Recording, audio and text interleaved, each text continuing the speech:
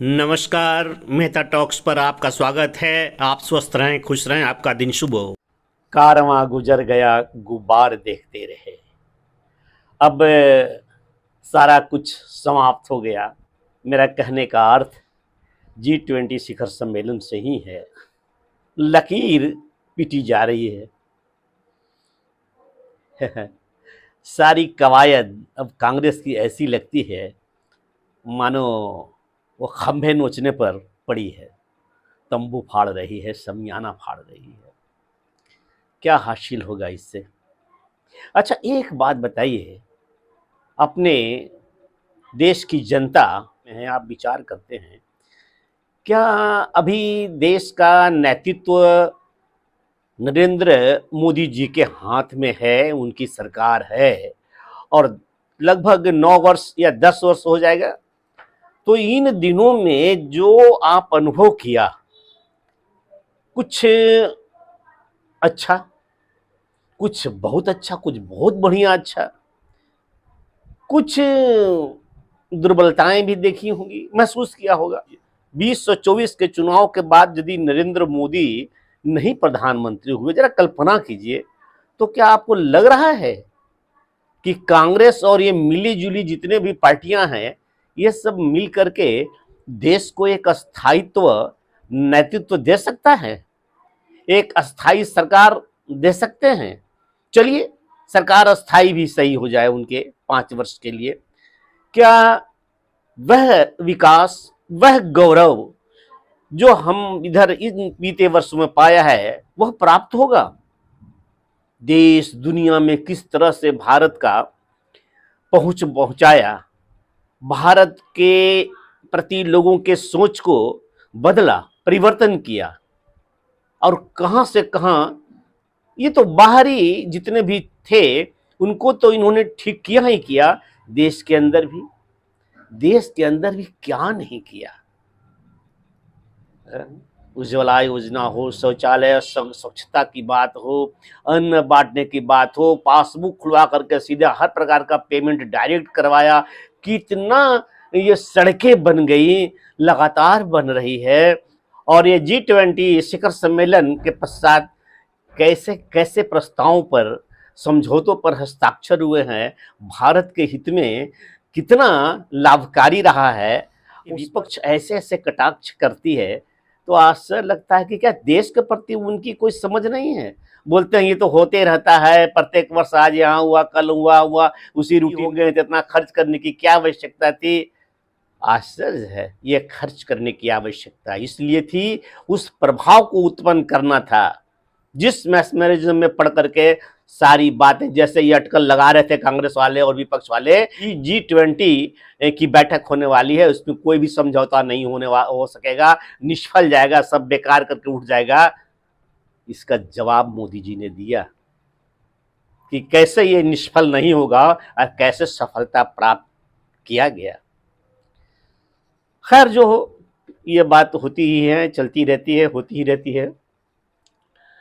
अभी कुछ लोग ये अंदाज लगा रहे हैं, राजनीति के जितने भी विश्लेषक हैं, पर्यवेक्षक हैं, जानकार हैं, वे ये विचार कर रहे हैं, यह समझ रहे हैं कि माननीय राष्ट्रपति जी द्वारा आमंत्रित भोज में बिहार से नीतीश जी गए, तो इसका अर्थ यह हो गया कि अब वह आज न कल बीजेपी के पक्ष में आ जाएंगे और ये एनडीए में आ जाएंगे। ऐसा सोचना बहुत जल्दीबाजी होगी। अभी बहुत समय है और संभवतः यह लगता नहीं ऐसा है कि इस बार नीतीश जी आने वाले हैं। भले वहां उनकी चाहे जितनी भी गंजन हो, और जब किसी के खोपड़ी में लिखा ही हुआ है कि आपकी गंजन ही होनी है, तो वो गंजन और दुर्गति हो करके रहेगी। लेकिन इतना तो अवश्य है कि नीतीश जी लालू जी के साथ यदि इस तरह से सुदृढ़ बंधन में बंधे होते तो जी समिट में, रात्रि भोज में वे नहीं जाते। ये तय गए हैं तो लगता है कि कहीं बंधन ढीला अवश्य है। बंधन ढीला हो भी क्यों नहीं, यह भी तो विचार कीजिए। कि सावन के महीने में लालू प्रसाद ने राहुल गांधी को दिल्ली स्थित अपने आवास में मटन खिलाया।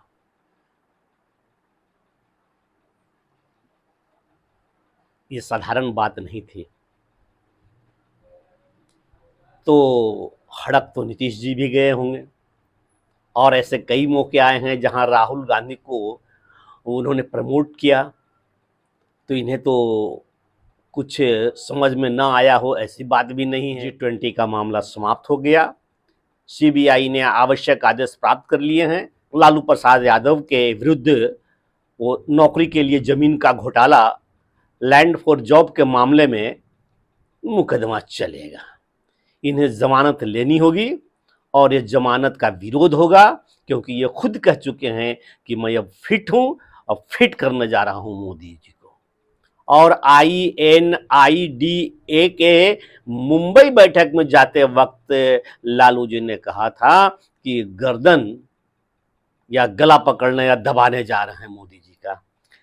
तो ऐसे व्यक्ति को कोई बीमार कैसे समझेगा? जो सावन के महीने में बकरे का मांस खिलाया और खाया, उसका खामियाजा के लिए लालू जी ईश्वर के शरण में जाकर के घूम रहे हैं, प्रार्थना कर रहे हैं। उसका भी खामियाजा पूरा हो जाए कि सावन में भोले शंकर का महीना होता है, उसमें मांस खाया, तो चलो भाई हरिहर क्षेत्र में जाकर पूजा कर लिए, चलो भाई बाबा बैजनाथ धाम में जाकर के वो 21 लीटर दूध का दुग्धाभिषेक कर लिया।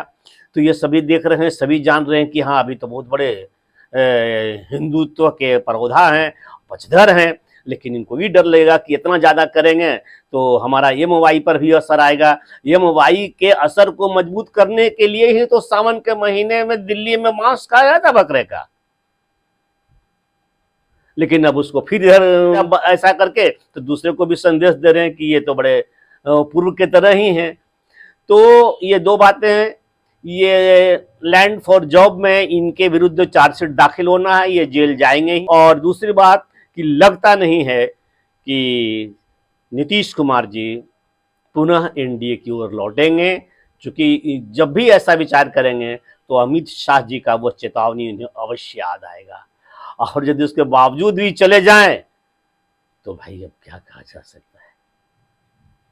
आशा है ये मेरी दो बातें आपको पसंद आई होगी, तो कृपया लाइक कर दीजिएगा, और जिन्होंने सब्सक्राइब नहीं किया है वो सब्सक्राइब कर लें और बेल आइकन दबा दें। फिर मिलते हैं, नमस्कार, धन्यवाद।